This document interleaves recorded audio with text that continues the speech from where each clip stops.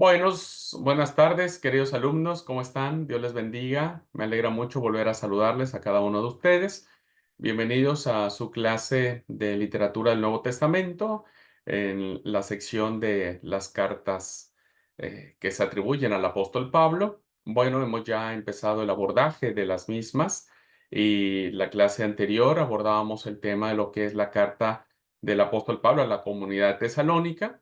Y ahora vamos a entrar a otra carta, a una comunidad también muy interesante, que es la comunidad de Galacia. Aunque, como vamos a ver, no sabemos específicamente qué parte en específico, válgase la redundancia, fue que se atribuye la carta, porque la Galacia era una porción de tierra muy grande. Pero vamos a compartir la pantalla para guiarnos en la presentación.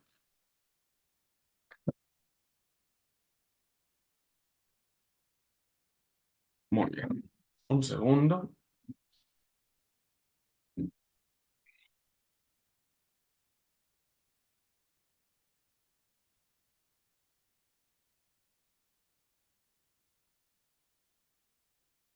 Bueno, vamos a ver entonces, queridos alumnos, la carta del apóstol Pablo a la comunidad de Galacia y como lo hemos estado haciendo en otras, cuando vimos la carta anterior, vamos a ver un poco de lo que era esta carta. Bueno, lo primero que tenemos que identificar, queridos hermanos, es ¿cuáles son algunos de los rasgos que empezamos a mirar al momento que analizamos esta epístola o carta? Y lo primero que vemos es el ataque que se tiene contra Pablo respecto de un grupo judaizante que viene de la línea de Santiago. Tanto Pablo como su evangelio eran objeto de ataques, eso ya lo empezamos a mirar desde su experiencia en Tesalónica. Si ese ataque hubiera triunfado, si los enemigos de Pablo, en este caso en particular, hubieran triunfado, el cristianismo no habría pasado de ser otra secta judía, un movimiento más de los que empezaron a generarse no solo en tiempos de Jesús, antes a los tiempos de Jesús, en el tiempo de Jesús y posteriormente a los tiempos de Jesús. Sería una secta judía más que estaría obligada al rito de la circuncisión como un signo fundamental de lo que es el judaísmo practicante y sobre todo la observancia de la ley mosaica. Estos aspectos de la circuncisión y de la ley de Moisés eran los dos signos característicos que había dentro del judaísmo del primer siglo. Esta concepción de ser el pueblo elegido por Dios y que tenían como señal, diríamos, la circuncisión y la ley, pues los colocaban en un aspecto nacionalista, individualista y no universal, ¿verdad? No universal. Entonces, el cristianismo sería en lugar de ser la religión de la gracia, una religión donde hay salvación sin tener que hacer ningún ritual y se convertiría, como dijimos, en una religión que tendría que cumplir las ordenanzas, los preceptos mosaicos para ser parte del pueblo. Es extraño pensar que si los oponentes de Pablo se hubieran salido con la suya, el evangelio habría sido exclusivamente para los judíos.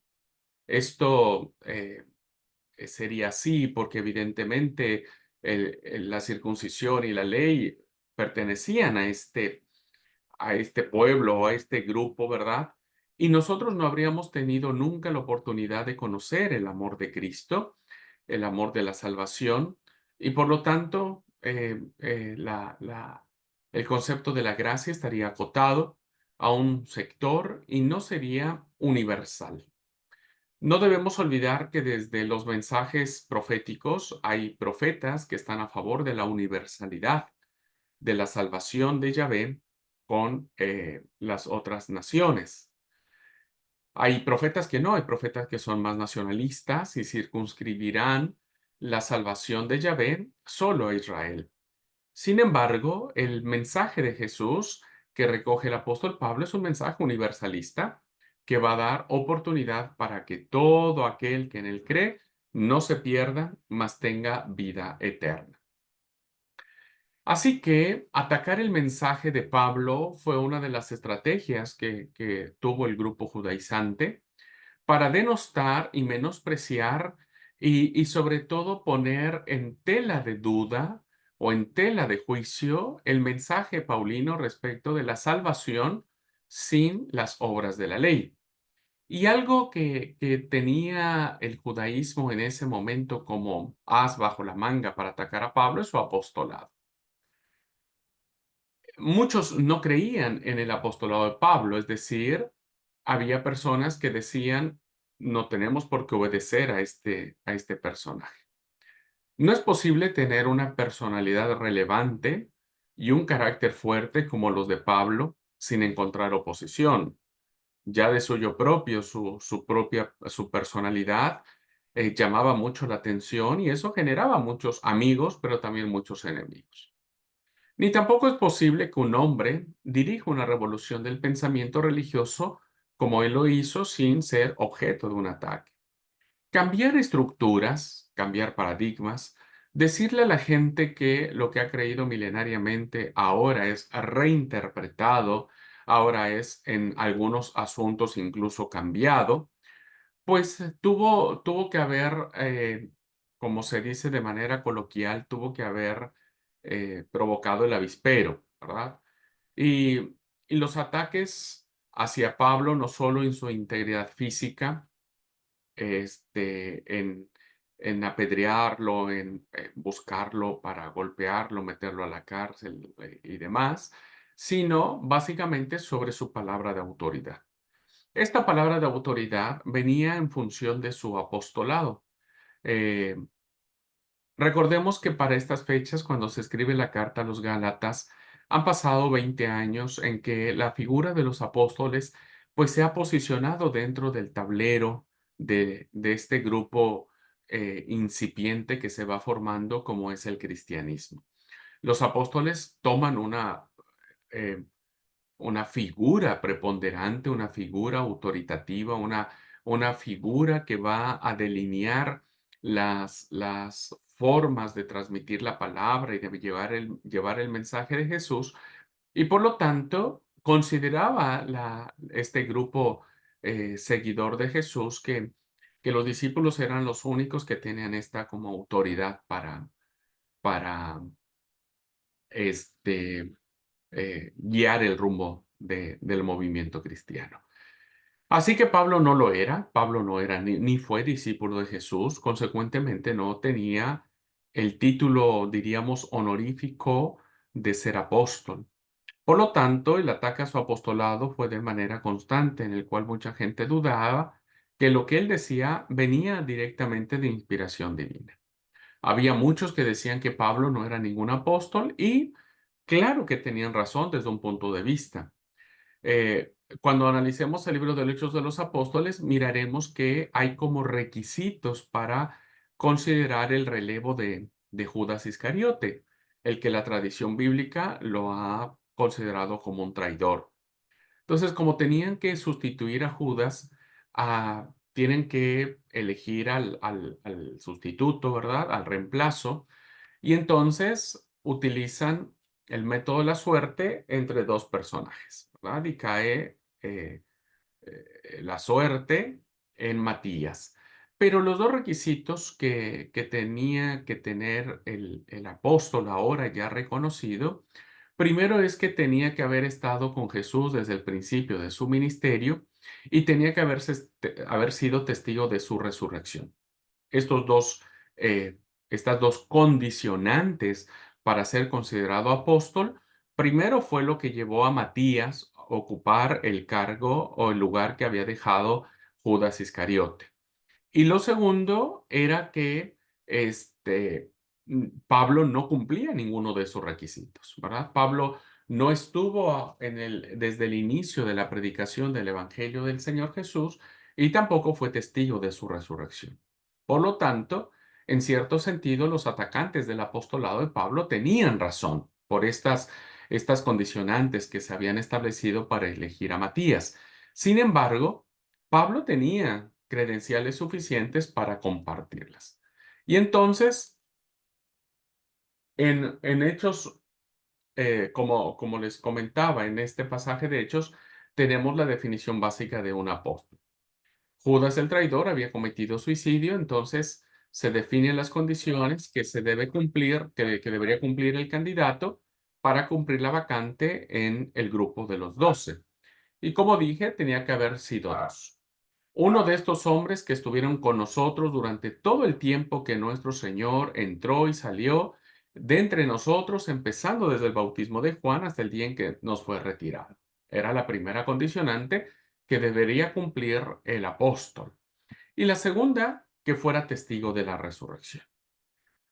Para ser apóstol, entonces, un hombre tenía que haber sido seguidor de Jesús durante su vida terrenal y haber sido testigo presencial de la resurrección de Cristo. Está claro, como lo he manifestado, que Pablo no cumplía esas condiciones.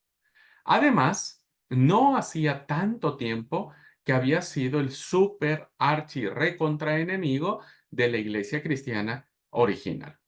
Estos dos elementos previos, ¿verdad?, a la figura paulina, evidentemente condicionaron en oídos de algún grupo del judaísmo o de los judeocristianos el hecho de no reconocer la autoridad con la que Pablo pudo haber hablado o pudo haber escrito, ¿verdad? No cumplía los requisitos para ser considerado apóstol del Señor y consecuentemente pues no hacía mucho, como dijimos, fue el gran perseguidor, perseguía de manera descarnada a los primeros cristianos.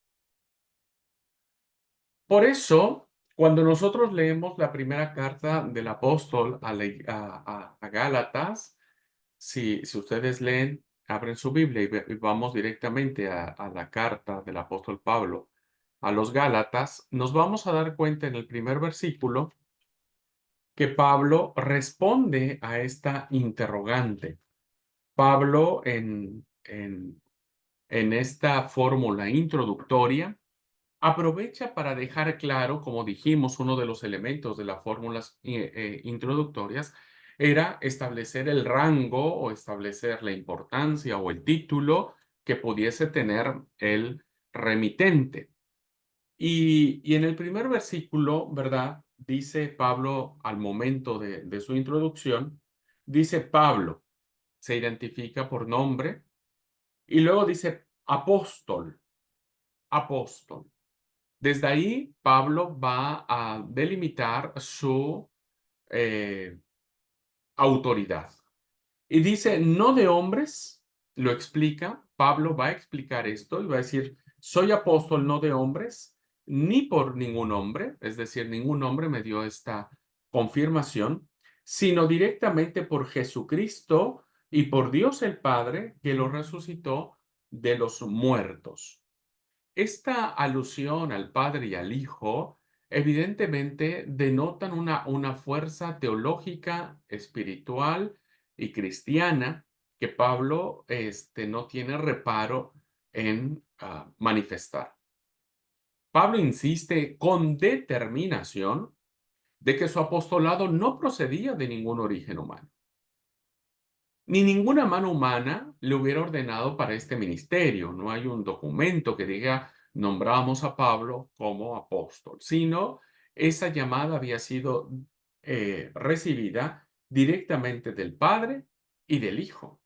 Vean cómo esta afirmación nos lleva a la conclusión de que la autoridad paulina, no, al menos él no tenía ninguna razón de duda para considerar que lo que él les iba a escribir o les estaba a punto de escribir en esa carta no viniera directamente de una autoridad de Dios. Podían haber sido otras las cualificaciones que se requerían para ser considerado apóstol cuando se produce la primera vacante en el grupo de los 12. ¿Por qué pusieron esos 2 requisitos para cubrir la vacante de Judas Iscariote? Pues no lo sabemos. Lo que sabemos es que tenían que asegurarse de que el que iba a sustituir a Judas fuera alguien que estuviera plenamente convencido y hubiera escuchado y hablado lo que habló el Señor en su ministerio terrenal. Ahora, solo como por curiosidad, vean ustedes que no eran los únicos 12 discípulos que acompañaron a Jesús en todo esto, ¿eh? Había más personas. Solo que los evangelios sinópticos nos dicen de 12 personas, ¿verdad?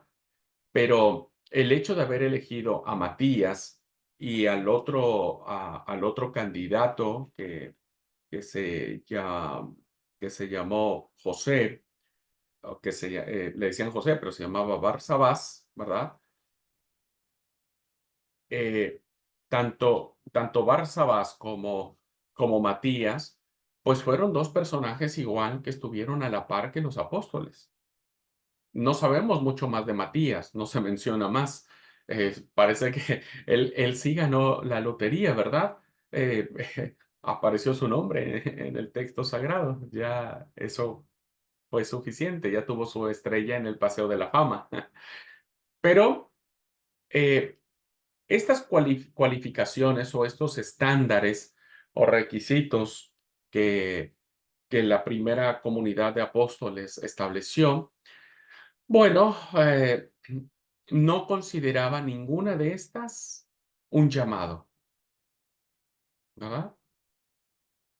Vean ustedes que los dos requisitos que tenía que tener el que iba a sustituir a Judas Iscariote no procedían de un llamado de Dios. Procedían de haber estado con ellos desde el principio, haber estado con Jesús, haber sido testigos del ministerio del Bautista y haber sido testigo de la resurrección, ¿verdad? Ese era como que el requisito. Pero Pablo va más allá. Pablo dice, yo tuve el llamado, tuve un llamado de vocación apostólica, ¿verdad? Y entonces Pablo va a mencionar que se había encontrado con Cristo cara a cara en el camino a Damasco.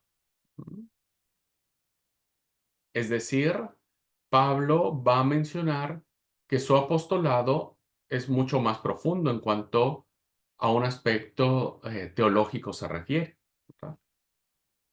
Y esto, queridos alumnos, lleva a la idea de que Pablo va a decir él en el versículo número eh, 15, capítulo 1, versículo 15 de Gálatas, dice, pero cuando agradó a Dios, que me apartó desde el vientre de mi madre y me llamó por su gracia. Estos llamados, ¿verdad? Se equivalen a los llamados proféticos. Dios llamaba a los profetas, ¿verdad? Les daba la vocación profética. Y los profetas en la antigüedad hablaban en nombre de Yahvé, porque habían sido llamados por Dios. Pablo reconoce que él no conoció a Jesús, no fue testigo de su resurrección, pero sí de la teofanía que él recibe de ver a Jesús cara a cara y que él mismo lo haya llamado, ¿no? Entonces fue un llamado que tuvo Pablo. Por lo tanto, su apostolado tenía toda la fuerza y toda la impronta de lo que significaba su ministerio. Ahora, además, en otra orden de ideas, ¿verdad? Pablo insiste en que su mensaje no dependía de ninguna persona humana. Esta independencia de su mensaje, ¿verdad? Es lo que lo hace un mensaje sui generis, un mensaje muy especial. Es precisamente por eso, por lo que refiere detalladamente en los dos primeros capítulos sus visitas a Jerusalén. Insiste en que no está predicando ningún mensaje de segunda mano que haya recibido de otra persona. Está predicando el mensaje que ha recibido directamente de Cristo. Si bien es cierto, Pablo reconoce, ¿verdad?, que estuvo con Pedro 15 días, lo cierto es que este mensaje que está proclamando Pablo es un mensaje que no viene de nadie en particular. No es alguien que está repitiendo cualquier mensaje. Pero Pablo no era ningún anarquista, ¿verdad? Autoritario en cuanto a su personalidad. Insiste en que, aunque recibió su mensaje con una independencia total, es decir, su mensaje viene directamente de Jesucristo, sin embargo, había recibido una aprobación total de los que eran los dirigentes reconocidos de la iglesia cristiana. Y Pablo lo plantea así en el capítulo 2, versículos del 6 al 10, donde Pablo dice: pero los que tenían reputación de ser algo, es decir, los líderes de la iglesia, los que hayan sido en otro tiempo, nada me importa, Dios no hace acepción de personas. A mí, pues, los de reputación, nada nuevo me comunicaron. Es decir, nada de los famosos, de los líderes, la verdad que yo no recibí nada de ellos. Antes, por el contrario, como vieron que me había sido encomendado el evangelio de la incircuncisión, como a Pedro el de la circuncisión, pues el que actuó en Pedro para el apostolado de la circuncisión, actuó también en mí para con los gentiles. Pablo deja claro y dice, bueno, yo fui llamado hacia los gentiles y Pedro hacia los judíos. Pero el mismo que llamó a Pedro es el mismo que me llamó a mí.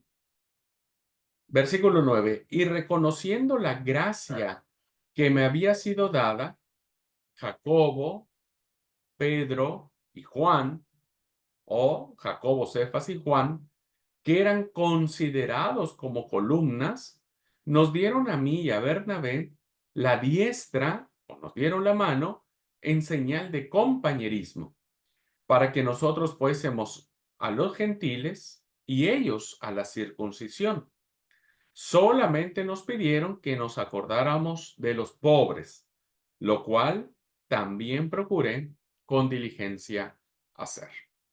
Así que Pablo, ¿verdad? No es alguien que camina por la banquina, no es alguien que va a tomar el atajo fácil. Pablo necesita también que los líderes de la iglesia, en este caso las tres columnas de la iglesia, Santiago, Pedro y Juan, reconocieran, ¿verdad?, que su ministerio había sido dado por Dios mismo. El hecho de la diestra de compañerismo fue uno de los momentos más especiales que tuvo Pablo para poder sentirse respaldado, pero no porque lo que Pablo dijera viniera a ser dictado por Santiago, por Pedro, por Juan, sino porque los líderes de la iglesia lo reconocían, ¿verdad? El evangelio que él predicaba lo había recibido directamente de Dios, pero era un evangelio que estaba totalmente de acuerdo con la fe que se le había comunicado a la iglesia. Así es que no es un evangelio diferente, no es un evangelio que ah, venga de alguien con un interés particular de establecer sus propias doctrinas, sino evidentemente hay una coincidencia, ¿verdad? Por eso independencia y coincidencia. Hay una coincidencia en el mensaje que tanto Pedro, Juan, Santiago y los demás apóstoles estaban predicando. Así es que Pablo está plenamente convencido de que su ministerio está respaldado por las autoridades de la iglesia. Lo único que le piden a él es que no se olvide de los pobres y Pablo lo cumple cuando él hace una colecta entre las iglesias griegas que él había fundado para apoyar a la iglesia en Jerusalén, que por una cuestión de sequía habían caído en un grave problema de hambruna, ¿verdad? Y Pablo se encarga de poder ayudarles. Ahora, Una vez que zanjamos o que Pablo zanja esta, eh, esta brecha que se había abierto en función de su apostolado, en función de su ministerio, esta carta nos refleja la condición que existía en los años 50, ¿verdad? En los años 50, respecto de este grupo judaizante, ¿verdad? No todo fue miel sobre hojuelas, queridos alumnos. No significa que cuando el Señor Jesús resucitó y bueno, llama a los discípulos, todos se unen en torno a los apóstoles, eh, y todo es un cuento de hadas, ¿verdad? Donde dice, y al final todos vivieron muy felices. Realmente pasaron muy pocos años de que el Señor Jesús físicamente ya no estuviera, para que empezasen a darse las distintas manifestaciones e interpretaciones de lo que el Señor Jesucristo significaba y de su mensaje. Y entonces empieza a haber muchas visiones, muchas opiniones y, y empiezan a formarse los grupos, ¿verdad? Empiezan a formarse los grupos. Uno de estos grupos que fueron realmente una piedra en el zapato, no solo para Pablo, ¿eh? No solo para Pablo, sino fueron una piedra de zapato para el evangelio en su totalidad, fueron los judaizantes. Ese evangelio, no solo Pablo iba a ser objeto de ataque, sino su mensaje. Y el mensaje de Pablo también iba a ser fuertemente atacado. Entendemos que el mensaje de Pablo era un mensaje de la gracia, un evangelio, ¿verdad? Que abría de manera universal, donde no hay ni siervo ni libre, ni hombre ni mujer, ujú, ni griego ni judío. El mensaje de Pablo era un mensaje en línea profética universalista, ¿verdad? Que todo aquel que cree en Jesucristo gozaría de esta promesa de salvación. Ese era el mensaje, pero este mensaje no gustaba a un grupo de personas, no gustaba. Era una lucha que tenía que producirse necesariamente. Si alguien viene y nos dice algo contrario a lo que nosotros creemos, vamos a entrar a la batalla. Era una batalla que había que librarse, sí o sí. Y entiendo que Pablo lo sabía, Pablo lo reconocía y creo que él estaba muy preparado para dar la batalla, lo vemos en sus cartas. Había judíos que habían aceptado el cristianismo, ¿verdad? Los famosos judíos. Explico un poquitito. Cuando empieza a darse todo este fenómeno de la proclamación del mensaje de Jesús, se forman tres grupos.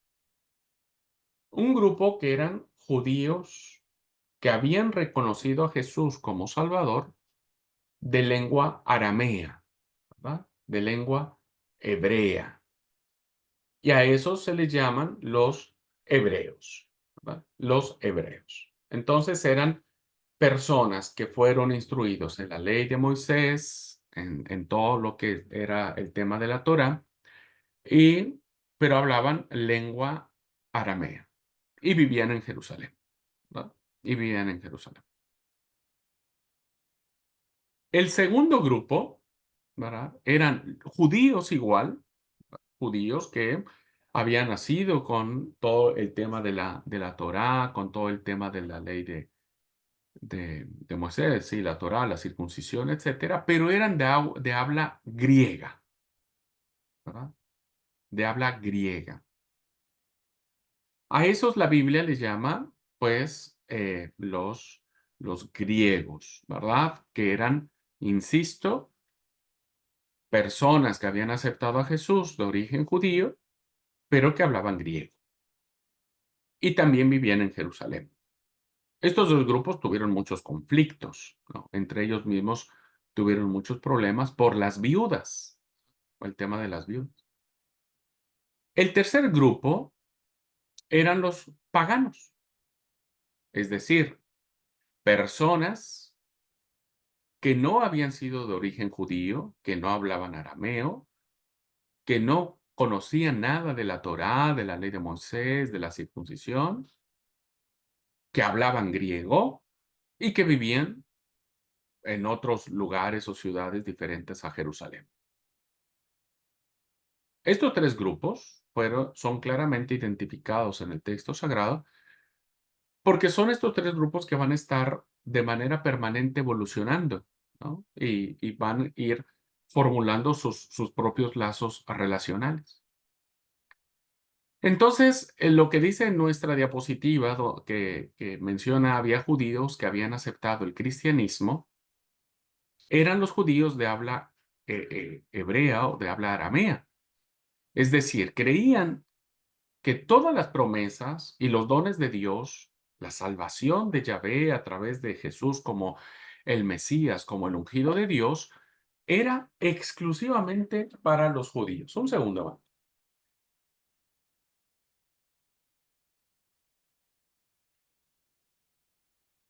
Era exclusivamente para los judíos.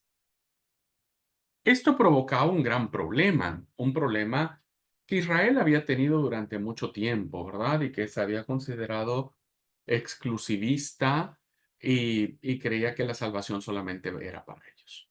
Así que este grupo de personas decían que no se podía dar entrada a estos preciosos privilegios a ningún gentil, es decir, a ningún pagano.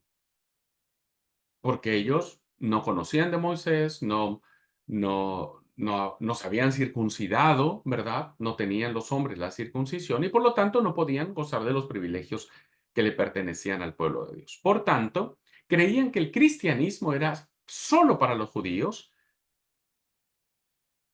exclusivamente para ellos. Si el evangelio era el mayor regalo de Dios a la humanidad, razón de más para que solamente los judíos pudieran disfrutar. En cierto sentido, eso era inevitable. ¿Por qué?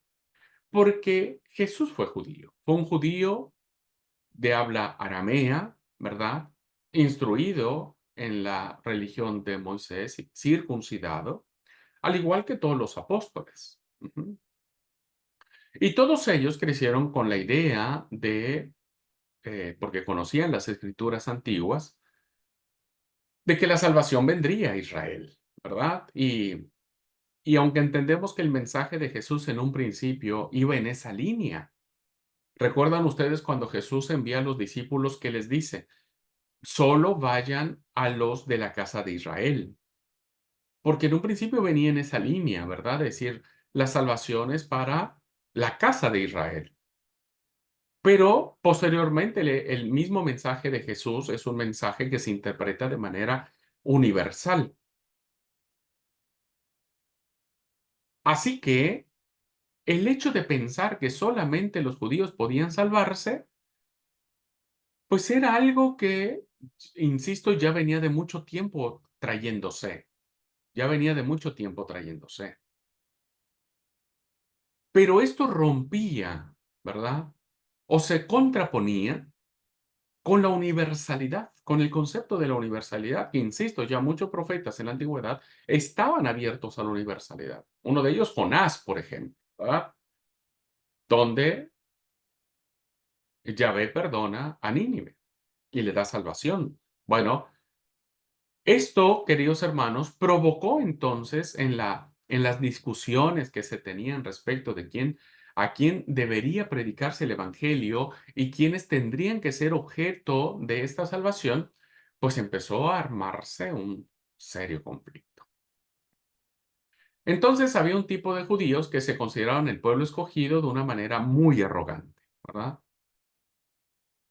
Llegaban a decir las cosas más terribles. Fíjense lo que decían ellos. Dios ama solo a Israel de todas las naciones que ha hecho. Ese era como su argumento, su orgullo, ¿verdad? Dios ama solo a Israel de todas las naciones que él ha hecho. Otra cosa decían, Dios juzgará a Israel con una medida y a los gentiles con otra. O sea, con nosotros va a ser mucho más benévolo que con los gentiles. Otra expresión que decían estos judaizantes, aplasta las mejores serpientes, mata los mejores gentiles. Este desprecio, esta idea, ¿verdad?, de no considerar a las naciones, por muy pecadoras que sean, objeto de salvación. Y finalmente había otra expresión que decían, Dios creó a los gentiles como leña para los fuegos del infierno. Con estas expresiones podemos mirar o darnos cuenta claramente cuál era la idea que tenía este grupo, ¿verdad? Que, insisto, había creído en Jesús, lo había aceptado como su Señor y Salvador, pero que no estaban de acuerdo en ceder esta concepción de salvación hacia otros que no fueran judíos. Así que este era el espíritu que inspiraba la ley, que establecía que era ilegal ayudar a una madre gentil en el momento del parto, porque eso sería contribuir a que hubiera otro gentil en el mundo. Cuando este tipo de judío veía a Pablo llevar el evangelio a los despreciados gentiles, pues tomaron las acciones que tomaron, ¿no? Se enojaron, se enfurecieron, se disgustaron y fueron los principales atacantes y oponentes, no solo de Pablo, insisto, sino del mensaje que él traía hacia los gentiles, porque ellos no merecían el concepto de la salvación, no, no lo merecían. Así que en estas condiciones, ¿verdad? Con esta oposición, con este fanatismo que se empieza a desarrollar en este grupo de personajes, entonces es que dicen, no, entonces no aceptamos que ningún gentil pueda ser parte de. ¿Ah? Y entonces la ley forma un papel muy fundamental. Y dicen los judíos, bueno, ¿cómo solucionamos esto? ¿Verdad? ¿Cómo podemos aceptar que los paganos vengan? Bueno, es interesante. Si un gentil quería ser cristiano, tenía que judaizarse, tenía que ser judío. Esa era la solución. ¿Qué implicaba eso? ¿Verdad? Pues tenía primero que circuncidarse en el caso de los hombres. Ujú. Una práctica que a la cosmovisión helénica evidentemente era aberrante, ¿verdad? Mucho menos en una concepción donde los hombres helénicos o griegos era muy distinto a la cosmovisión de un hombre judío. Hablo de hombres de sexo, ¿no?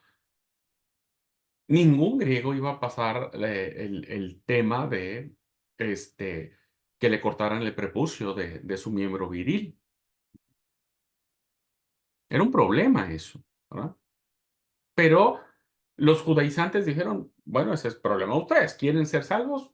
Los hombres tienen que dejarse cortar el prepucio.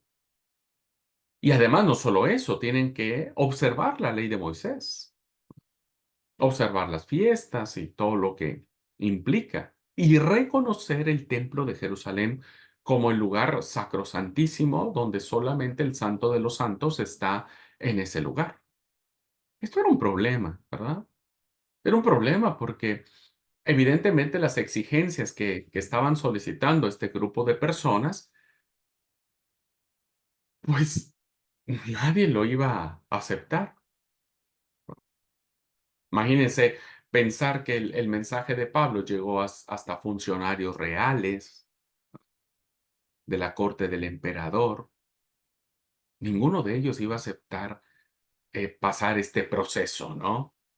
Más siendo ya grandes, mayores de edad, porque la circuncisión se hacía desde pequeñitos. No, no hay mucha conciencia de eso. Eso para Pablo, perdón, eso era para Pablo todo lo contrario de lo que quería decir el Evangelio. Quería decir que la salvación de una persona dependía de su capacidad para cumplir la ley. y que podía ganarla por sus propios medios sin ayuda de nadie. Eso es lo que decía, ¿verdad? Hay que hacer cosas nosotros para ganar la salvación, pero Pablo decía que la salvación era algo totalmente dependiente de la gracia de Dios. Así que no fue nada fácil. Como no sigue siendo nada fácil hoy, que todavía muchos hermanos nuestros, increíblemente, algunos todavía no se consideran seguros de su salvación y algunos siguen todavía siendo muy religiosos pensando que porque guardan el sábado desde las 6 de la tarde y ya no trabajan, cierran sus negocios y demás, encuentran, Dios los ama más por eso, ¿verdad? Increíblemente, seguimos teniendo hoy en día, siglo XXI, la idea de que no sentimos que no es nada fácil ser, salvos, o sea, necesitamos hacer algo nosotros. Imagínense hoy, siglo XXI, después de mucho tiempo de desarrollo teológico, pues en el primer siglo eso era, eh, algo que efervescía. Entonces Pablo decía: "Yo no puedo predicar eso, porque eso es contrario al evangelio". Creía que ninguna persona podía merecer nunca el favor de Dios. Lo único que podía hacer era aceptar en un acto de fe el amor que Dios le ofrecía, sometiéndose totalmente a su misericordia. O sea, Pablo nunca pensó que el hombre o él mismo fuera lo suficientemente bueno como para que esa bondad, fuera suficiente y ganar la salvación y la misericordia de Dios. Pablo decía que era un acto de fe. Es un acto de fe. Es creerlo. Es creer que el amor de Dios te otorga salvación por su absoluta misericordia. El judío, ¿verdad?, que estaba todavía sometido a las obras de la ley, se presentaría ante Dios y le diría: "Mira, aquí está mi circuncisión, aquí están mis obras, dame la salvación que me he ganado". Vuelvo a insistir, queridos alumnos, hoy seguimos escuchando estas palabras en los círculos cristianos y principalmente también en nuestra denominación, ¿verdad?, o iglesia. Aquí está, ¿no? No como chancho, voy a la iglesia todos los sábados, guardo el sábado, ¿no? No no utilizo el auto, camino para no romper el sábado, no prendo fuego, me meto en el templo todo el día. Entonces, eso nos hace sentir como que somos merecedores de la gracia. Entonces, el judío se presentaría y nosotros, muchos de todavía actuales dirían: "Bueno, Señor, aquí está todo lo que he hecho, ¿no es cierto? Doy mi diezmo como debe ser, etcétera, doy mi ofrenda. Necesito entonces que vos respondas dándome la salvación". Pablo diría de manera diferente.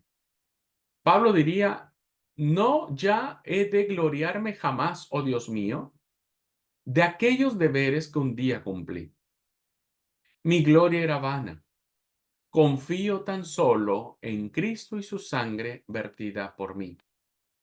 Pablo diría: "Por fe, conociendo su amor que redime, hoy llamo tinieblas lo que antes mi luz. Mi propia justicia se torna en oprobio y clavo mis glorias al pie de la cruz". Pablo tomaría estas palabras que estamos leyendo y diría: "Sí, todo lo estimo cual pérdida vana, y alego las obras del buen Salvador. Oh, pueda mi alma anidar en su seno, vivir de su vida, gozar de su amor. Por más que a tus leyes viviera sumiso, no puedo, Dios mío, llegar hasta ti. Mas sé que en tu gracia la fe me habilita, si alego las obras de tu Hijo por mí". Esta es una hermosa poesía escrita por José M. de Mora, que refleja de manera fiel el pensamiento paulino, que refleja de manera fiel el mensaje del Evangelio que Pablo está proclamando. No he de gloriarme jamás de aquellos deberes que un día cumplí, no de mis obras, dice Pablo. Vamos a hacer esta paráfrasis. Lo que yo tenía, mi gloria, mi confianza, era nada. Ahora solo confío en Jesús y en la sangre que Él derramó por mí. La fe, dice el poeta, y que Pablo lo predica, la fe nos permite conocer su amor que nos redime. Es un acto de fe, ¿verdad? Porque no me avergüenzo del Evangelio, porque es poder de Dios para salvación. Mas el justo por la fe vivirá. Todo lo tengo por pérdida, dijo Pablo en Filipenses. Todo lo tengo por pérdida, con tal de ganar a Cristo. Y en este poema de José de Mora, al final dice, aun cuando yo cumpliera todas tus leyes, no puedo llegar hasta ti. Pero por las obras de tu Hijo Jesús, mi fe me habilita a acercarme a tu gracia. Me permite acercarme a tu gracia. Así que esto era lo que estaba en juego en la región de Galacia, en la iglesia de Galacia, ¿verdad? Este grupo había venido a inquietar la iglesia que Pablo tenía. Para él, es decir, para Pablo, lo único esencial no era lo que una persona pudiera hacer por Dios, sino lo que Dios ya había hecho en esa persona. Pero, ¿discutirían los judíos la cosa más grande de nuestra vida nacional y dirían, ¿qué es la cosa más grande de la vida nacional? La ley. ¿Por qué? Porque Dios le dio esa ley a Moisés y de ella depende toda nuestra vida.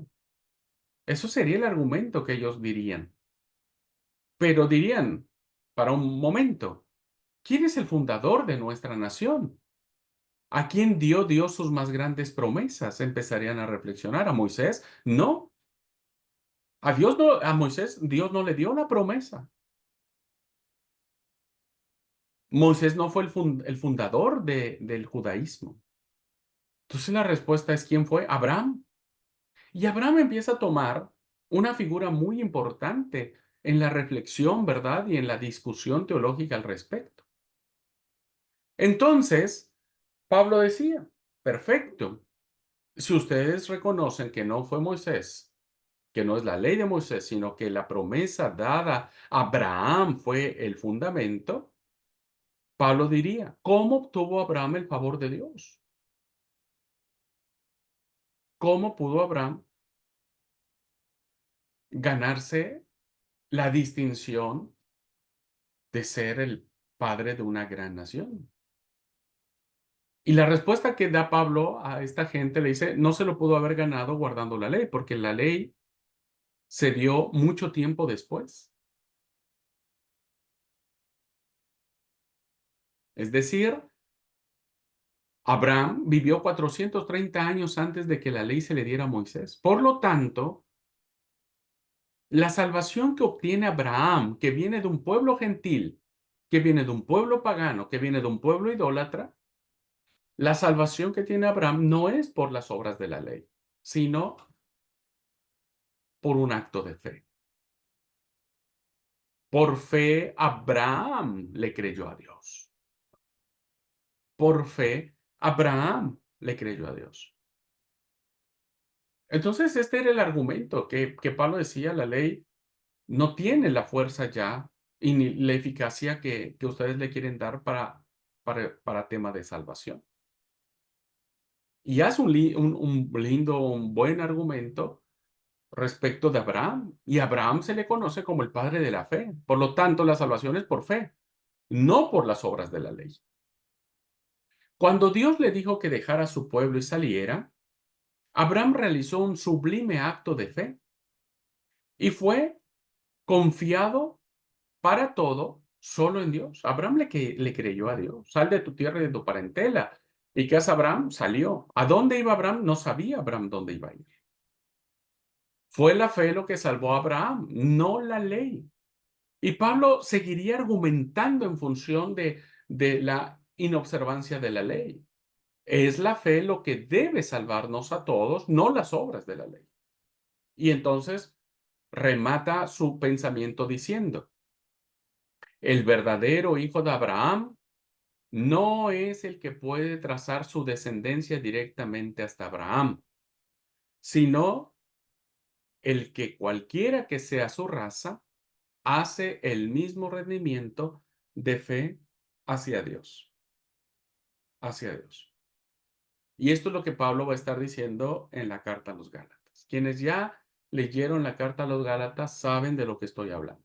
Y ustedes no han leído la carta a los Gálatas, están muy perdidos, ¿verdad? En la clase. Pero quienes ya lo leyeron se van a dar cuenta que el tema de Abraham, el pacto de Dios que hace con Abraham, para Pablo es fundamental y contrarrestar esta idea de que la ley es el, el medio por el cual uno puede alcanzar salvación. Pablo dijo, aunque nosotros pues, somos hijos de Abraham, Abraham trasciende cualquiera raza, pueblo o nación, siempre y cuando se rindan por fe a Dios. Y entonces se va a mencionar la contraposición de la ley y la gracia, las obras de la ley. Si todo esto es verdad, surge una pregunta muy seria. ¿Cuál es entonces el lugar de la ley? ¿La ley es mala? ¿Tenemos que mirarla ahora como algo negativo? No podemos negar bajo ninguna circunstancia que esta ley fue dada por Dios y que el pueblo de Dios la observó durante muchos miles de años. La pregunta sería, ¿no le elimina sencillamente esta insistencia en la gracia? ¿La gracia elimina la ley? Y creemos que no, ¿verdad? Y creemos que no, porque la ley tiene su propio plan su propio lugar en el plan de Dios. La ley ha cumplido un propósito fundamental. Ujú. En primer lugar, la ley le dice o nos dice a la humanidad lo que es el pecado. Si no hubiera habido ley, nadie podría quebrantarla y no habría, por tanto, tal cosa como pecado. ¿De qué nos salva el Evangelio de Cristo? De las consecuencias del pecado. ¿Quién nos advierte sobre el pecado? La ley. Por eso Pablo dice, el mandamiento de la verdad es bueno, santo y justo. Fue por la ley que nosotros conocimos el pecado, al quebrantar la ley del Señor. Y al ser pecadores, necesitamos que alguien nos salve. ¿Y cómo logramos ser salvos? Por la gracia de Jesucristo, no por las obras de la ley, por la gracia de Jesucristo. Y en segundo lugar, y más importante, porque la ley realmente conduce a la persona a Cristo. El fin de la ley, el propósito de la ley, es que las personas vean la gracia de Dios, porque la ley fue dada para salvar al pueblo realmente, ¿no? No matarás, no cometerás adulterio. Los no de Dios, como se dicen en muchas ocasiones, fueron y han sido nuestra mejor tabla de salvación. Los no de Dios. Pero el problema de la ley es que, como somos pecadores, no la podemos cumplir perfectamente nunca. Porque la ley de Dios es buena, ¿verdad? Porque la ley de Dios es perfecta.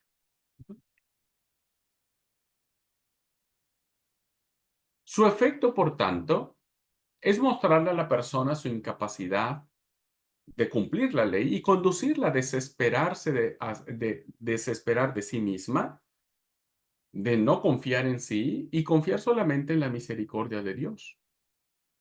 La ley nos convence de nuestra propia insuficiencia, no podemos nosotros solos. Y por último, nos impulsa a admitir que lo único que nos puede salvar es la gracia de Dios. En otras palabras, la ley es una etapa esencial en el camino a la gracia, en el camino a la gracia. No es el fin último. El fin último es la gracia absoluta de Jesucristo, su salvación. Y esto es maravilloso, ¿verdad? La ley es la que nos conduce a la gracia, porque la ley nos hace sentir insuficientes, incapaces, nos hace sentirnos frustrados de no poder cumplir todos los mandamientos. Por eso cuando alguien quiere cumplir todo así, vive más estresado, ¿verdad? Porque dice, uy, hoy hice algo que no tendría que haber hecho. Uy, hoy quebranté algo que no tenía que haber hecho. Uy, y entonces no vive en la plenitud de la salvación. Ujú. Entonces, solamente la ley de Dios nos conduce a esta desesperancia o este aspecto desesperante de no poder nosotros mismos. Es como el dicho que dice, nos frustramos tanto cuando eh, eh, vamos tras la liebre que cuando la alcanzamos se nos escapa y nos sentimos peor. Pues, cuando sentimos que ya está todo perfecto en nuestra vida, hay algo que nos acusa en conciencia y nos dice: "No". Entonces, lo único que necesitamos es recurrir a la gracia de Dios y declararnos, incapaces, declararnos incompetentes, declararnos, que solo la gracia de Dios puede redimirnos. Esto es lo que Pablo está planteando en la carta a los Gálatas. Por lo tanto, el gran tema de Pablo en esta epístola es que no podemos salvarnos a nosotros mismos. No podemos salvarnos a nosotros mismos, ni siquiera por las obras de la ley. Sin en cambio, Dios nos ofrece la salvación en Jesucristo por su sola gracia. Así que este conflicto que está teniendo Pablo sobre los judaizantes, Pablo les está diciendo a la gente y les dice, por favor, no se dejen engañar. No se dejen engañar. No podemos salvarnos, ni por nosotros mismos, ni por las obras de la ley. Es solamente la gracia absoluta de Dios, solo su gracia. Muy bien. Así que estos son es el gran tema que nos acompaña en la carta a los Gálatas, ¿verdad? Y es un problema interesante, porque es una carta que más o menos se escribe en el año 54, 55. Pablo está en Éfeso. Pablo ha pasado un par de años después de que visitó la iglesia en Galacia, que predicó entre ellos. Así que Pablo, cuando se entera de que ha ido un grupo judaizante a inquietar a la iglesia, es como les escribe esta carta, ¿no? Así que bueno, las fechas, como ustedes saben, los eruditos no se complican, no se ponen de acuerdo. Para algunos está entre 54 y 55, para otros está en el 57 y el lugar de escritura fue en Macedonia. Los destinatarios, como dije, las iglesias en torno a Ancira, la actual Ankara, en el territorio de los Gálatas, es decir, la sección septentrional de la provincia de Galacia en el Asia Menor, que fue evangelizada entre el 50 y el 54. Con menos probabilidades, los destinatarios pudieron haber sido las iglesias de Antioquía, Listra y Derbe, que es el sur de la provincia de Galacia, que se evangelizó en el 47, 48 o en el 50. ¿Verdad? No se sabe realmente a qué iglesias en particular, si a la Alta Galacia, a la Baja Galacia, no lo sabemos, no hay mayores indicios, habla solamente a los Gálatas, pero evidentemente la región de Galacia era muy grande, así es que, insisto, no sabemos si estos judaizantes habían ido a la Alta Galacia, que es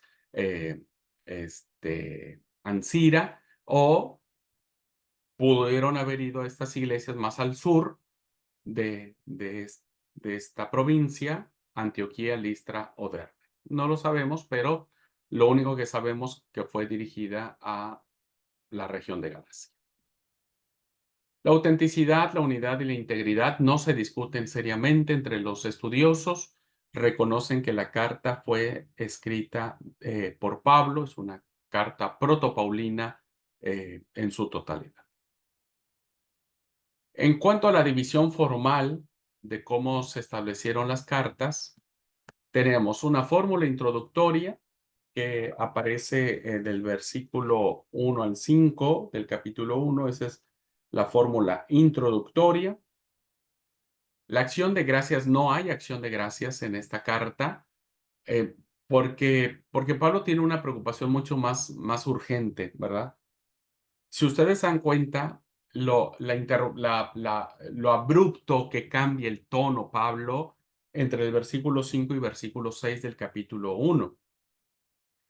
Fíjense cómo en el capítulo 1, versículo 5, termina como una doxología, ¿verdad? Su fórmula introductoria termina con una doxología que dice: a quien sea la gloria por los siglos de los siglos. Amén. Hasta ahí parece ser que es como eh,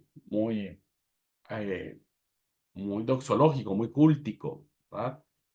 Y vean lo abrupto del cambio que tiene el tono de Pablo en el versículo 6, que dice: estoy maravillado de que tan pronto os hayáis alejado del que os llamó por la gracia de Cristo para seguir un evangelio diferente. No hay acción de gracia porque Pablo le urge, ¿verdad? Saltarse eso e ir directamente al meollo del asunto. Pablo no puede entender, Pablo no le cabe en la cabeza, ¿verdad? Que después de que él estuvo predicándoles a ellos sobre Jesús, sobre la gracia, sobre el evangelio redentor, viniera un grupo de judaizantes, ¿verdad? De Jerusalén. Se cree que de la línea de Santiago, ¿verdad? Uno de los líderes de la iglesia, y se piensa que del hermano de Jesús, el hermano carnal de Jesús, viene este grupo como diciendo: a ver, paren un poco, tenemos que ir a esa región y tenemos que decirle a los Gálatas que tienen que cumplir la ley, ¿verdad? Entonces Pablo ya no está más en Galacia, Pablo sigue su camino, ¿verdad? Y después se entera, al paso de 3, 4 años, se entera de que este grupo judaizante que ha venido de Jerusalén se ha instalado en la iglesia de Galacia y han empezado a decir todo esto que ya dijimos en clase, ¿verdad? Dicen: bueno, quieren ser salvos, tienen que convertirse, tienen que judaizarse, y es muy probable que terminaron incluso circuncidando a varias personas por el simple hecho de que un pagano tenía que circuncidarse para ser gentil.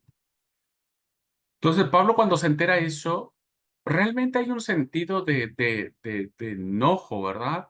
De un enojo santo. Porque Pablo dice: la verdad que me reasombraron. Yo no hubiera creído que en tan poco tiempo viniera una persona o un grupo de personas y les dijera un evangelio diferente y ustedes lo hayan creído y caigan en eso, ¿verdad? Por eso no hay una acción de gracias. No hay una acción de gracias. Pablo va directamente al cuerpo de la carta, al mensaje que Pablo quiere decir. E incluso Pablo está tan enojado, ¿verdad? Pablo está tan enojado que en el capítulo 3, versículo 1, hace una expresión de verdad muy exultante que dice: oh Gálatas insensatos, ¿quién os fascinó para no obedecer a la verdad? A vosotros, ante cuyos ojos Jesucristo fue ya presentado claramente entre vosotros como crucificados. ¿Quién los engañó? ¿Quién los hipnotizó? Dijo Pablo. Eso es lo que dice la palabra. ¿Quién los embaucó? ¿Quién los hipnotizó de tal manera que dejaran de ver lo que yo les prediqué sobre el Cristo que fue crucificado y que fue resucitado y que por él solamente tenemos salvación? Y por eso esa expresión que dice Gálatas insensatos, Gálatas estúpidos, en algunas otras versiones se traduce. Es una palabra muy fuerte, sí, porque pensaríamos que estúpido es una palabra insultante, pero recuerden que la palabra estúpido es algo que es sin sentido, ¿verdad? Eso significa estúpido, sin sentido. Y entonces Pablo dice: ustedes están sin sentido, o sea, están haciendo cosas sin pensar y sin reflexionar el mensaje que yo les he compartido, ¿verdad? Y por eso Pablo pues está convencido básicamente de esta situación. Incluso es una carta muy fuerte, es una carta muy, con una emoción muy grande, ¿verdad? Con esas expresiones que Pablo dice, estoy maravillado, de verdad no me cabe en la cabeza, ¿cómo puede ser que se dejaron engañar, seducir por estas personas? Y Pablo llegó un momento que estaba tan enojado que él incluso dice, ojalá se cortaran el miembro viril aquellos que los están perturbando, si ese es su problema, ¿verdad? Ojalá se cortaran su parte genital, y que de verdad, si eso consideran, bueno, que se corten su miembro viril, ¿verdad? Eso aparece en el capítulo 5, versículo 12, que Pablo ya está cansado, ¿verdad? Está realmente sacado por el peligro que está representando los judaizantes allí. Y dice, ojalá se mutilasen los que los perturban. Ojalá se mutilasen. Ojalá se corten la parte viril. Es una carta, queridos hermanos, hermosa de principio a fin, con muchas emociones. Pablo después se calma, ¿no es cierto? Y bueno, trata de explicar lo que tiene que ver con Abraham, el pacto de Dios con él. Pablo habla acerca de gloriarse en la cruz de Cristo, de la restauración por algún hermano que se encuentra en pecado, habla sobre las obras de la carne, las obras del Espíritu. Realmente es una carta maravillosísima que tiende a establecer el principio de la salvación por gracia, ¿no? De la salvación por gracia. Bueno, no hay acción de gracias. El cuerpo de la carta iniciaría a partir del versículo 6 del capítulo 1 y se extendería hasta el capítulo 6, versículo 10. Sería todo el cuerpo de la carta. Y la fórmula conclusiva abarcaría del 11 al 18, ¿verdad? El capítulo 6, del 11 al 18 sería la fórmula conclusiva. La división conforme al contenido que tenemos en esta carta sería la siguiente. La introducción, como hemos visto, del capítulo 1, versículo 1 al 10, sería la introducción. Ahí dividiríamos, ¿verdad? Del 1 al 5 la fórmula introductoria, ya en tono de defensa con la descripción del apostolado de Pablo y de lo que Cristo ha hecho, ¿no? Sigue haciendo una introducción defendiendo Pablo su apostolado, ¿verdad? Del 1 al 5, y estableciendo lo que Cristo ha hecho. Y la otra parte de la introducción larga, diríamos, sería del versículo 6 al 10, donde hay un exordio o una introducción, donde se hace la admiración en vez de acción de gracias, como ya dijo, estoy maravillado, estoy readmirado, no hay acción de gracias, que describe el tema, describe quiénes son los adversarios, ¿verdad? Y sobre todo la seriedad del asunto, manifestando los anatemas, ¿verdad? O si os anunciar otro evangelio diferente del que os hemos anunciado, sea maldito, sea maldito. Entonces, era serio el tema, ¿verdad? Era sumamente serio. Por eso es que hoy nuestra iglesia toma muy en serio esta falsa doctrina del judaísmo mesiánico. Toma muy en serio, ¿no? Y no permitimos bajo ninguna circunstancia que se infiltre en la iglesia una idea de los judíos mesiánicos en donde ellos reconocen a Jesús como Salvador, pero pretenden imponer las obras de la ley. Así que tenemos esta introducción, la segunda parte de la introducción sobre este tema. Ahora, del capítulo 1, versículo 11 al capítulo 2, versículo 14, Pablo describe su trayectoria misionera para defender la tesis sobre el Evangelio que él ha propuesto en el versículo 11 y 12. Pablo dice en el versículo 11 y 12, mas os hago saber, hermanos, que el Evangelio anunciado por mí no es según hombre, pues yo ni lo recibí ni lo aprendí de hombre alguno, sino por revelación de Jesucristo. Y entonces, a partir de eso, de esto que está descrito en el 11 y 12, Pablo, hasta el capítulo 2, versículo 14, va a defender con todas sus fuerzas su apostolado y su evangelio que no recibió de ninguna persona, sino de Dios mismo. Del versículo 15, capítulo 2, versículo 15 al versículo 21, vamos a tener el debate con los oponentes, ¿verdad? Los que vinieron de, este, de la línea de Santiago, debate con los oponentes, que es el contraste de su evangelio con la de ellos, justificados por la fe en Cristo, no por la observancia de la ley, y Pablo va a establecer que los cristianos viven por la fe en Jesucristo. Por eso, queridos alumnos, este maravillosísimo pasaje que todos nos sabemos de memoria, Gálatas 2:20, que dice, con Cristo estoy juntamente crucificado y no vivo más yo, sino Cristo vive en mí, lo que ahora vivo en la carne, lo vivo en la fe del Hijo de Dios. Lo vivo en la fe, ¿verdad? No son las obras de la carne, sino la fe en Jesucristo. Del capítulo 3:1 al capítulo 4:31, ¿verdad? Que es la sección más larga, Pablo va a presentar las pruebas de la justificación por la fe. Somos justificados por la fe y no por la ley. Y presentará 6 argumentos tomados de la experiencia pasada de los Gálatas y de las Escrituras, particularmente centradas en Abraham. Ya hablamos sobre Abraham y cómo Pablo reflexiona y dice, bueno, si Abraham es nuestro padre, Abraham no estuvo sujeto a la ley.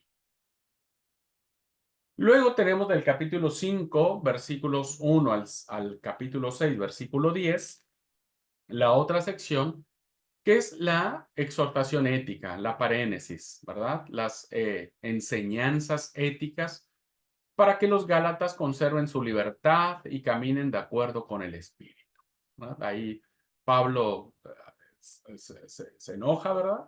Pero también se contenta y, bueno, él quiere que sean libres, ¿verdad? Dice Pablo, dice, si vivimos por el Espíritu, andemos también por el Espíritu, ¿verdad? Eso dice Pablo en Gálatas 5:25. Y finalmente tenemos la conclusión, la fórmula conclusiva del versículo 11 al 18, conclusión donde se autentifica el escrito por la propia mano de Pablo. Dice el versículo 11, capítulo 6, versículo 11. Mirad con cuán grandes letras os escribo de mi propia mano. Entonces hay una autentificación que esta carta es de Pablo. Como distinto de la letra del escriba que tomó la carta al dictado, es probable que Pablo haya dictado esta carta, pero esta última sección la escribió él, ¿verdad? Así que bueno, viene una recapitulación de actitud de respecto otra vez a la circuncisión. Es como que Pablo no quiere dejar en su último saludo dudas alguna sobre el tema, así que vuelve a retomar el tema de la circuncisión y termina con una bendición final muy, muy cortita que dice, hermanos, la gracia de nuestro Señor Jesucristo sea con vuestro espíritu. Amén. Así que bueno, con eso nosotros estaremos concluyendo la información del tema. ¿Ok? Y sería el abordaje que nosotros hemos hecho sobre la carta del apóstol Pablo a los Gálatas. Es hermosísima la carta. No tengo el tiempo para ir desarrollando tema por tema. Es una carta que desarrollé en un trabajo de un pregrado que hice y la verdad que es maravillosa el aspecto de defensa que tiene Pablo en cuanto al Evangelio. Es una de las cartas donde Pablo em, hace una defensa maravillosa sobre el tema judaizante. Así que si alguien tiene algún problema con alguien que quiere traer las ideas judías, el libro de los Gálatas es la carta por excelencia.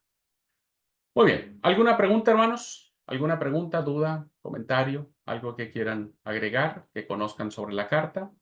Son bienvenidos.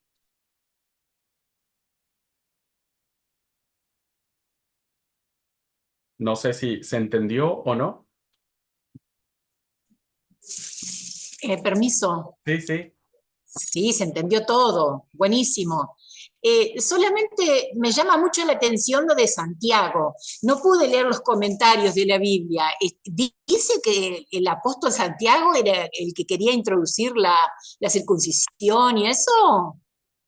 Es una excelente pregunta, Esther. Voy a tratar de contestarla rapidísimo por el tema del tiempo, pero si no, en la próxima clase lo abordamos más. Mire, Sí. cuando se da todo este fenómeno, ¿verdad?, de la proclamación, a raíz de la muerte de Esteban, que nos narra el libro de Hechos de los Apóstoles, dice la palabra que los judíos de habla griega tuvieron que salir huyendo por la persecución que se desarrolló. Ujú. Y son ellos, los judíos de habla griega, los que empiezan a predicar por todos lados, por todos lados. Y la Biblia dice que los que no salieron de Jerusalén, es decir, los que no salieron huyendo, fueron los apóstoles. Los apóstoles se quedan en Jerusalén. Ellos quedan allí. Y entonces, quien toma el liderazgo de la iglesia en Jerusalén, primero es Santiago, el que, hermano el hijo del Zebedeo, ¿verdad? Que es asesinado por, no recuerdo el emperador, es asesinado. Y entonces surge otra figura que tiene que reemplazar a este hijo del Zebedeo, y surge el otro Santiago, que se cree que es el hermano de Jesús. Entonces, pues al ser el hermano de Jesús, pues obvio que iba a tomar un lugar importante en la iglesia en Jerusalén, un lugar importantísimo. Entonces, resulta que el hecho de que la iglesia de Jerusalén fuera la iglesia madre, la iglesia donde se hizo como la sede central, como el campo de operaciones, diríamos, fue Jerusalén, implicó que muchos judaizantes de habla aramea que quedaron en Jerusalén, recuerden que los que salieron huyendo fueron los de habla griega, los que quedaron en Jerusalén, empezar este movimiento y se hiciera mucho más fuerte y se hiciera mucho más, ¿cómo se llama? Como mucho, empezó a proliferar esta idea de que sí, nosotros somos el pueblo de Dios y por lo tanto los paganos tienen que convertirse a nosotros. Santiago, al ser el líder de la iglesia en ese momento, no es que él lo haya alentado del todo, pero permitió que ese movimiento hubiera, permitió que ese movimiento existiera. Porque recuerden, hermanos, que en ese momento empezó a efervecer por todos lados. Cada uno pensaba de Jesús lo que quería, ¿verdad? Hubo mucho movimiento en ese sentido. Entonces, se cree que los judaizantes que llegan a Galacia vienen de la línea de Santiago, porque evidentemente eran los que venían de Jerusalén, fueron enviados por Jerusalén. Ahora, eh, déjenme ver dónde está. eh, Incluso el evento que aparece de lo que es el pleito entre Pedro y Pablo refleja este espíritu, ¿verdad? Refleja este espíritu. Porque mientras Pedro estaba allí, el tipo se juntaba con todo mundo, se juntaba con todos. Pero cuando llegaron los de la línea de Juan, los judaizantes, Pedro dijo, no, espérense, no, yo no los conozco, ¿verdad? No los conozco. Entonces, cuando Pablo se entera de eso, le reta a Pedro a más no poder, ¿verdad? Y por eso dice, yo resistí a Pedro en su cara y le dije, pero ahora resulta vos que vas a pensar que los gentiles se tienen que judaizar. Esto era básicamente por la gran influencia que tenía la teología en la ciudad de Jerusalén, insisto, estaba al frente Santiago, ¿no es cierto? Y que evidentemente provocaba esta tensión, ¿verdad? Esta tensión. Tan es así que por eso Pablo termina este, retándole a Pedro por su actitud. Así que más o menos por ahí viene esta situación que se está viviendo en Jerusalén y por eso mandan acá.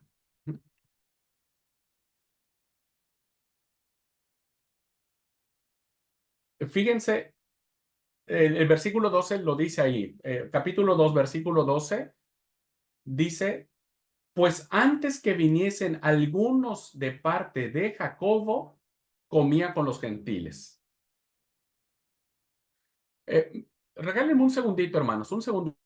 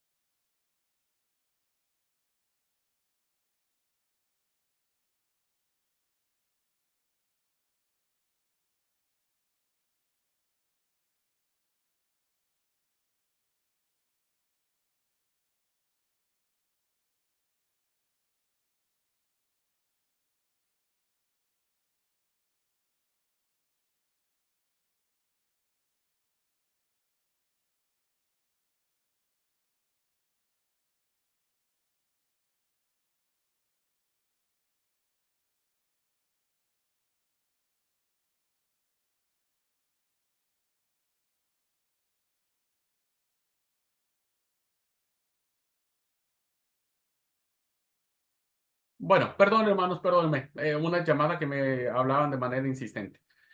Bueno, por tema de tiempo vamos a dejar aquí la clase, pero si tienen alguna otra pregunta, podemos verlo la semana que viene. ¿Puede ser? Bien, la semana que viene vamos a tratar, déjenme les digo ahora, Filipenses. Vamos a abordar la carta a los Filipenses. Así que si pueden empezar a leer esa carta, está bueno para que la podamos ir viendo. ¿Está? Bueno, amigos míos, Dios los bendiga. Estamos en contacto. Nos vemos la próxima semana. Abrazos y bendiciones.